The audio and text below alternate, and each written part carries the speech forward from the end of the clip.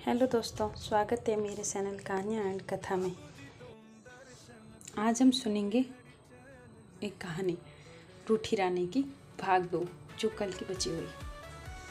जैसलमेर की ये राजकुमारी बहुत खूबसूरत व चतुर थी। उस समय उमादे जैसी खूबसूरत महिला पूरे राजस्थान में नहीं थी। वही सुंदर राजकुमारी मात्र फेरे लेकर राव मालदेव की रानी बन गई थी। ऐसी रानी जो पति से आजीवन रूठी रही। जोधपुर के इस शक्तिशाली राजा मालदेव ने उमादे को मनाने की बहुत कोशिश की, मगर सब व्यर्थ। वह नहीं मानी तो नहीं मानी। आखिरी में राव मालदेव ने एक बार फिर कोशिश की उमादे को मनाने की। इस बार राव मालदेव ने अपने चतुर कवि आसानंद जी सारण को उमादे को मना कर लाने के लिए जैसलमेर भेजा। सारण जाति के लोग बुद्धि से चतुर व वाणी से वाक्पटुता व उत्कृष्ट कवि के तौर पर माने जाते हैं। राव मालदेव के दरबार के कवि आसानंद सारण बड़े भावुक थे। निर्भीक प्रकृति के वाक्पटु व्यक्ति जैसलमेर जाकर आसानंद जी सारण ने किसी तरह अपनी वाक्पटुता के जरिए रूठी रानी उमादे को मना भी लिया था और उन्हें लेकर जोधपुर के लिए रवाना भी हो गए। रास्ते में एक जगह रानी उमादे ने मालदेव व दासी भारमली के बारे में कवि आसानंद जी से एक बात पूछी। मस्त कवि समय व परिणाम की चिंता नहीं करता। निर्भीक व मस्त कवि आसानंद ने भी बिना परिणाम की चिंता किए रानी को 2 पंक्तियों का एक दोहा बोलकर उत्तर दिया। मान रखे तो पीव रखे तज मान, दो गयन धनी बंद ही हेके खम्भू ठाण। यानी मान रखना है तो पति को त्याग दे और पति को रखना है तो मान को त्याग दे, लेकिन 2 हाथियों को एक ही खंभे से बांधा जाना असंभव है। आसानंद सारण के इस दोहे की 2 पंक्तियों ने रानी उमादे की सोई रोषाग्नि को वापस प्रज्वलित करने के लिए आग में घी का काम किया। उन्होंने कहा कि मुझे ऐसे पति की आवश्यकता नहीं है। रानी उमादे ने उसी पल रथ को वापस जैसलमेर ले जाने का आदेश दे दिया। आसानंद जी ने मन ही मन अपने कहे गए शब्दों पर विचार किया और बहुत पछताए, लेकिन शब्द वापस कैसे लिया जा सकते थे। उमादे जो इतिहास में रूठी रानी के नाम से प्रसिद्ध हैं, अपनी रूपवती दासी भारमली के कारण ही अपने पति राजा मालदेव से रूठ गई थी और आजीवन रूठी ही रही। जैसलमेर आए कवि आसानंद सारण ने फिर रूठी रानी को मनाने की लाख कोशिश की, लेकिन वह नहीं मानी। तब आसानंद जी सारण ने जैसलमेर के राजा लूणकर्ण से कहा कि वो अपनी पुत्री का भला चाहते हो तो दासी भारमली को जोधपुर से वापस बुला लीजिए। रावण लूणकर्ण ने ऐसा ही किया और भारमली को जोधपुर से जैसलमेर बुलवा लिया। भारमली जैसलमेर आ गई। लूणकर्ण जी ने भारमली का यौन रूप देखा तो वो उस पर मुग्ध हो गए।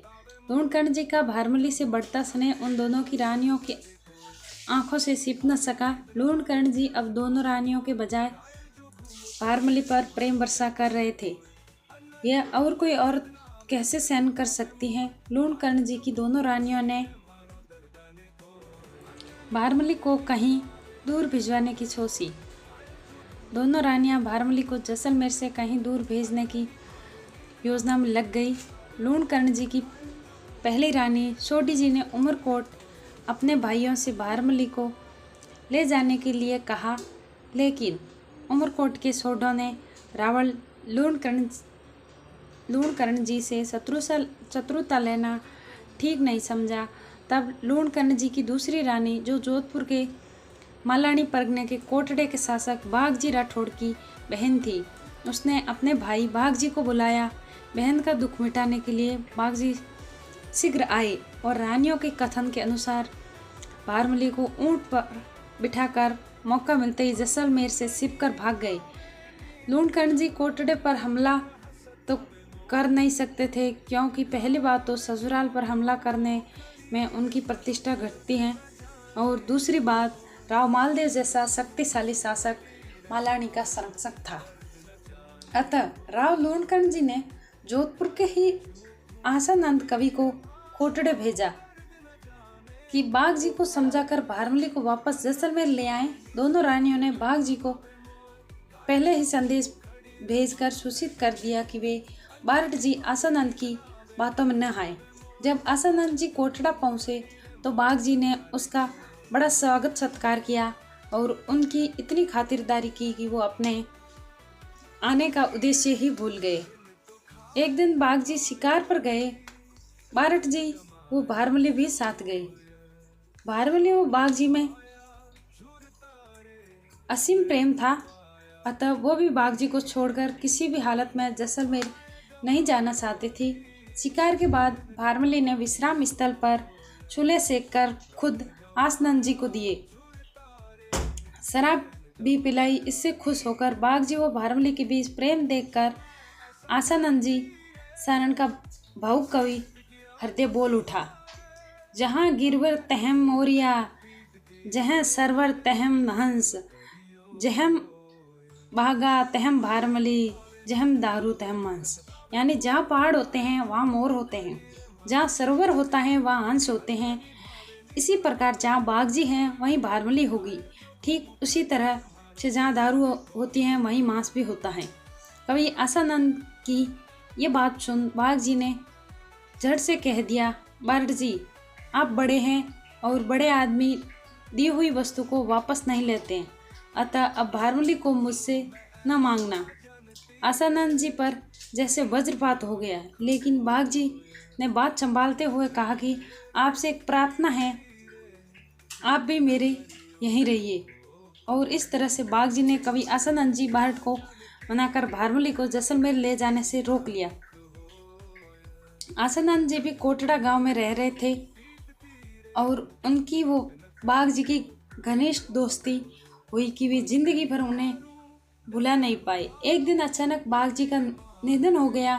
भारमली ने भी बाघ जी के शव के साथ प्राण त्याग दिए।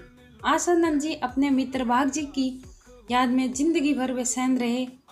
उन्होंने बाघ जी की स्मृति में अपने उद्गारों के पिसोले बनवाए।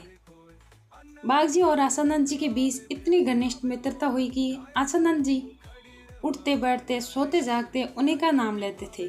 एक बार उदयपुर के महाराणा ने कवि आसानंद जी की परीक्षा लेने के लिए कहा कि वो सिर्फ एक रात बाघ जी का नाम लिए बिना निकाल दे तो उन्हें 4 लाख रुपए देंगे।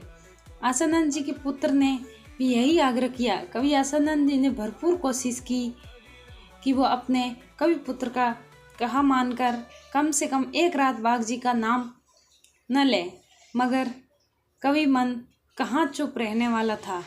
आसानंद जी की जुबान पर तो बाघ जी का ही नाम आता था। रूठी रानी उमादेवी ने प्रण कर लिया था कि वो आजीवन मालदेव का मुंह नहीं देखेगी। बहुत समझाने के बाद भी रूठी रानी जोधपुर दुर्ग की तलहटी में बने एक महल में कुछ दिन ही रही और फिर उन्होंने अजमेर के तारागढ़ दुर्ग के निकट महल में रहना शुरू कर दिया। बाद में ये इतिहास में रूठी रानी के नाम से प्रसिद्ध हुई। राव मालदेव ने रूठी रानी के लिए तारागढ़ दुर्ग में पैर से चलने वाली रहट का निर्माण करवाया। जब अजमेर पर अफगान बादशाह शेरशाह सूरी के आक्रमण की संभावना थी, तब रूठी रानी कोसाना चली गई, जहाँ कुछ समय रुकने के बाद वो गुंदोज चली गई। गुंदोज से काफ़ी समय बाद रूठी रानी ने मेवाड़ में केलवा में निवास किया। जब शेरशाह सूरी ने मारवाड़ पर आक्रमण किया तो रानी उमादेवी से बहुत प्रेम करने वाले राव मालदेव ने युद्ध में प्रस्थान करने से पहले एक बार रूठी रानी से मिलने का अनुरोध किया। एक बार मिलने को तैयार होने के बाद रानी उमादेवी ने ऐन वक्त पर मिलने से इनकार कर दिया। रूठी रानी के मिलने से इनकार करने का राव मालदेव पर बहुत बुरा प्रभाव पड़ा और वो अपने जीवन में पहली बार कोई युद्ध हारे। वर्ष 1562 में राव मालदेव के निधन का समाचार मिलने पर रानी उमादेवी को अपनी भूल का एहसास हुआ और कष्ट भी हुआ। उमादेवी ने प्रायश्चित के रूप में उनकी पगड़ी के साथ स्वयं को अग्नि को सौंप दिया। ऐसी थी जैसलमेर की भटियाणी उमादेवी रूठी रानी। यह संसार में रूठी रानी के नाम से अमर हो गई। यह कहानी आपको कैसी लगी? अगर पसंद आई है तो मेरे चैनल को लाइक एंड सब्सक्राइब कीजिए।